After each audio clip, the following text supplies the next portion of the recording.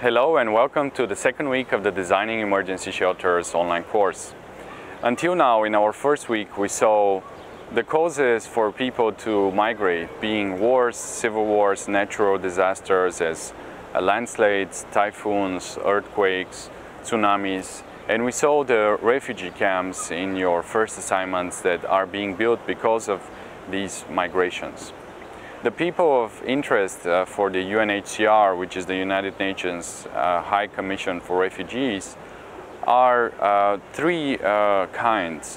One are the refugees, which are displaced people who have to cross the border, so they go to a different country out of their country of origin and they live there for the time being of the conflict and eventually afterwards until the situation stabilizes in their country. We also have the internally displaced people who usually move from one place to another because of natural disaster, because of their homes being destroyed. Those are not necessarily political refugees, but those are, for example, climate refugees.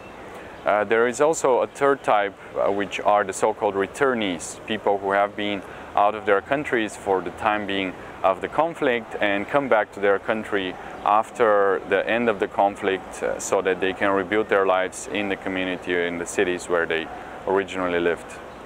We are interested in these three different categories of people.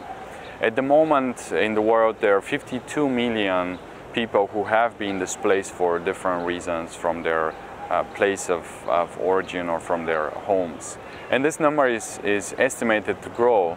The UN estimates that by the year 2050 there will be 1 billion people, refugees around the world.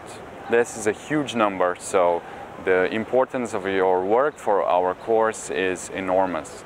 Hopefully we will come up with solutions that would be able to help these people and to help us design the next generation of emergency transitional shelters.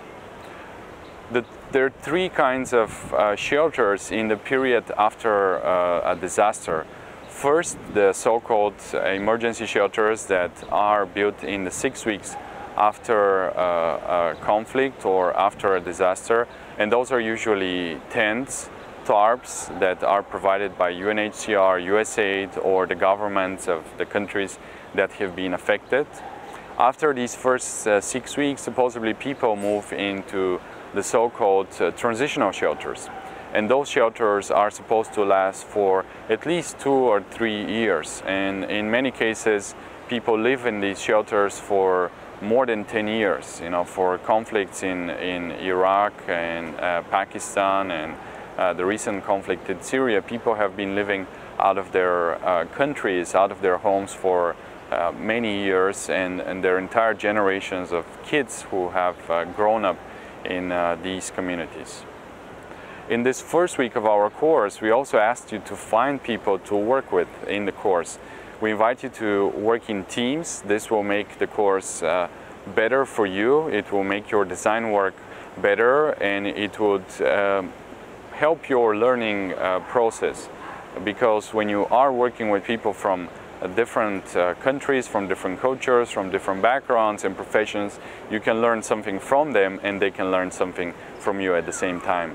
So I invite you to post some information about you and who you're looking for on our Facebook group called Designing Emergency Shelters, or on our website on ooed.org.